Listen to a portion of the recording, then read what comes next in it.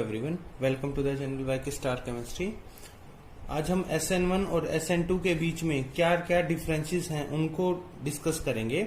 इससे पहले हमने कंप्लीट जो SN1 और SN2 के बारे में वीडियोस हैं वो बना चुके हैं। अगर आपने वो नहीं देखे तो प्लीज एक बार जाकर देखिएगा।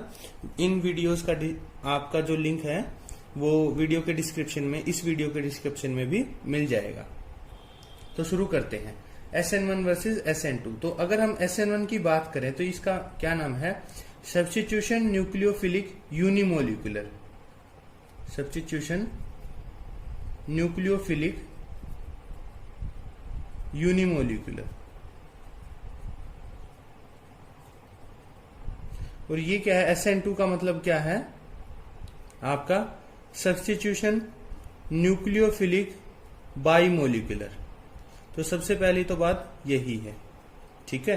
यहां पे क्या होगा, रेट ऑफ रिएक्शन, इसके अंदर 1 का मतलब क्या, यूनिमोलिकुलर की आपका एक ही मोलिक्यूल है जिसपे रेट ऑफ रिएक्शन डिपेंड करती है। और यहाँ पे 2 का मतलब क्या है, आपका जो रेट ऑफ रिएक्शन है वो 2 आपके जो रिएक्टेंट्स है उनके ऊपर डिपेंड करती है। तो यहाँ पे हम लिखते हैं रेट ऑफ रिएक्शन डिपेंड्स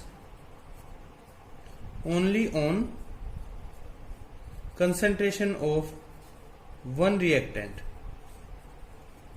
जो हमने देखा था वो क्या था, that is alkyl halide only, ठीक है। और यहां पे क्या होगा, rate of reaction depends on concentration of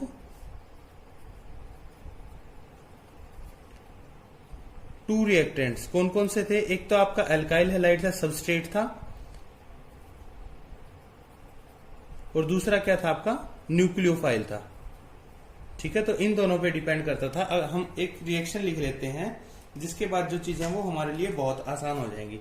हम SN1 की बात करें तो RX फर्स्ट स्टेप कैसा था हमारा, स्लो स्टेप था।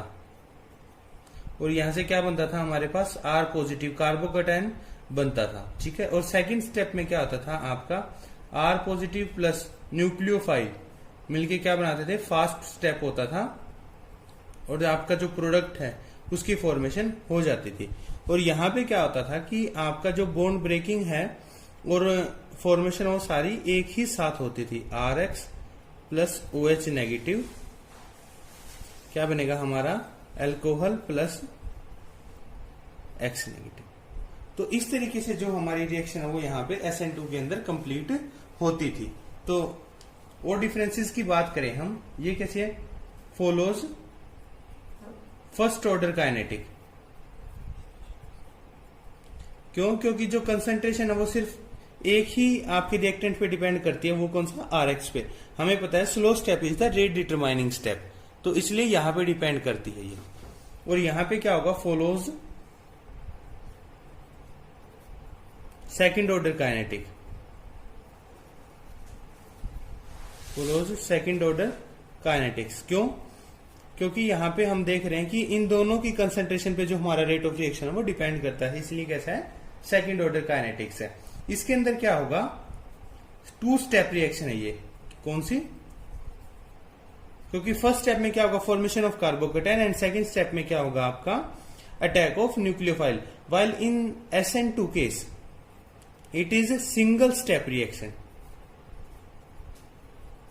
सिंगल स्टेप रिएक्शन थोड़ा कंसर्टेड मैकेनिज्म। कंसर्टेड मैकेनिज्म का क्या मतलब कि इसमें bond breaking and formation occurs simultaneously. ये हमने देखा था कि यहां पे जो हमारा OH है उसका जो अटैक था वो भी साथ साथ, और जो हमारा आपका इसका जो बॉन्ड है X का और R का, ये साथ साथ टूटना शुरू हुआ था और ये हमारा फॉर्म होना शुरू हुआ था। तो इस तरीके से हमारा जो था वो हो रही थी रिएक्शन। तो ये कैसे, कंसंट्रेटेड मैकेनिज्म के थ्रू होगी। इसके अंदर क्या था, कार्बोकैटायन की फॉर्मेशन हुई थी। और कार्बोकैटायन कैसा होता है, प्लेनर होता है हमारा। हम बात करें कार्बोकैटायन कैसा होता है, यहां पे देखिए प्लेनर, sp2 हाइब्रिडाइज है। तो क्या होगा, nucleophile can attack from both side, from front as well as back side. लेकिन यहां पे क्या होगा, जो न्यूक्लियोफाइल है वो सिर्फ बैक साइड से अटैक करेगा, क्योंकि फ्रंट साइड से इस तरफ से करेगा तो यहाँ पे क्या है, न्यूक्लियोफाइल है। हालांकि इस केस में भी क्या होगा, आपका बैक अटैक है वो कैसा होगा, प्रीडोमिनेट करेगा SN1 के केस में भी। तो यहां पे क्या होगा, only back attack is possible. तो ये हमारा 5th पॉइंट था। तो हमने देखे हैं, एक इंपॉर्टेंट बात है कि यहां पे क्या है, rearrangement product can be formed, rearrange product can be formed. इसका मतलब कि अगर आपका यहां से रिमूवल के बाद सेकेंडरी कार्बोकेटायन बन रहा है, लेकिन अगर रीअरेंजमेंट होके आपका टर्शरी कार्बोकेटायन बन सकता है, तो क्या होगा, वहां पे रीअरेंजमेंट पॉसिबल होगी। सिर्फ पॉसिबल कब होगी, जब आपका हायर स्टेबिलिटी का कार्बोकेटायन फॉर्म होगा, उसी केस में क्या होगी, रीअरेंजमेंट है वो फेवर हो सकती है। लेकिन यहां पे क्या होगा, no rearrangement is possible, no rearrangement is possible. यहां पे कोई रीअरेंजमेंट है वो नहीं होगी। फिर देखते हैं order of reactivity of alkyl halide.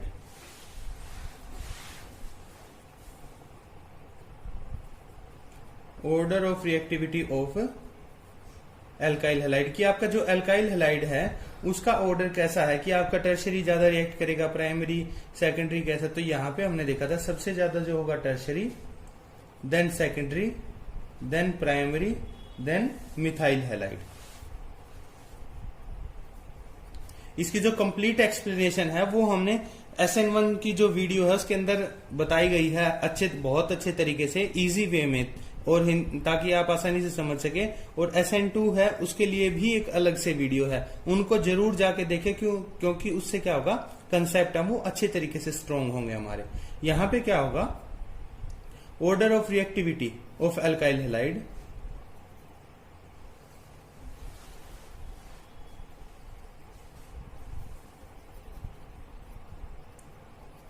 की बात करें तो यहां पे क्या होगा, सबसे पहले मिथाइल, क्योंकि यहां पे स्टीरिक हिंड्रेंस है वो मैटर करती है, कि जितना आपका ज्यादा हिंडर्ड प्रोडक्ट होगा उतनी ही रिएक्टिविटी है वो कम होगी। लेकिन यहाँ पे टर्शरी जो हैलाइड था उसकी रिएक्टिविटी सबसे ज्यादा क्यों है, क्योंकि यहाँ पे टर्शरी कार्बोकेटायन बनेगा, और हमें पता है यहाँ पे सेकेंडरी, यहाँ पे प्राइमरी कार्बोकेटायन, और हमें पता है टर्शरी कार्बोकेटायन उसकी स्टेबिलिटी सबसे ज्यादा होती है इन तीनों के अंदर। तो इसी वजह से यहाँ पे methyl, then primary, then secondary and then tertiary halide.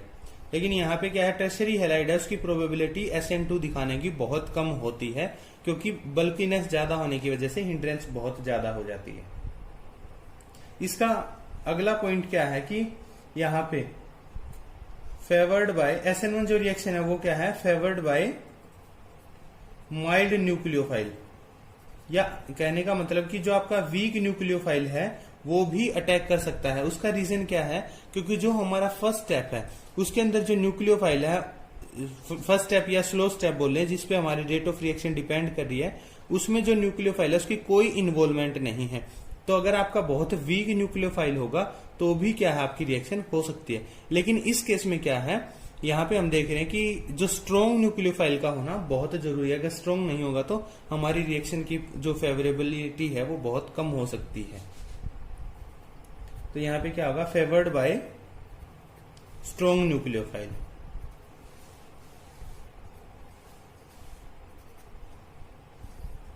इसके अलावा जो एक पॉइंट और है, अगर हम सोलवेंट की बात करें, सोलवेंट की बात करें तो इसके अंदर क्या होगा, फेवर्ड बाय, जो SN रिएक्शन है वो favoured by high polarity solvent, कि अगर सोलवेंट की पोलैरिटी जितनी ज्यादा है वो क्या करेगा, SN1 रिएक्शन उसको फेवर करेगा। और यहां पे favoured by solvent of low reactivity, low polarity, कि यहां पे सोलवेंट की अगर पोलरिटी लो होगी तो क्या होगा, हमारी रिएक्शन वो बहुत आसान तरीके से हो जाएगी। तो ये हमारे कुछ मेजर पॉइंट्स थे जिनको हमने डिस्कस किया है। इसके अलावा भी एक दो हो सकते हैं, लेकिन जो पॉसिबल थे हमने मैक्सिमम जो पॉइंट्स है उनको डिस्कस कर लिया है। आप इनका स्क्रीनशॉट भी लेकर रख सकते हैं ताकि आपको नोट्स बनाने में ज्यादा प्रॉब्लम ना हो। तो यहीं पे हम अपनी वीडियोस को खत्म करते हैं, और अगर आपको वीडियो पसंद आई है तो लाइक और शेयर जरूर कीजिएगा, और चैनल पे नए हैं अगर तो चैनल को सब्सक्राइब कीजिए ताकि आपको नई वीडियोस की अपडेट रेगुलर मिलती रहे। Thank you.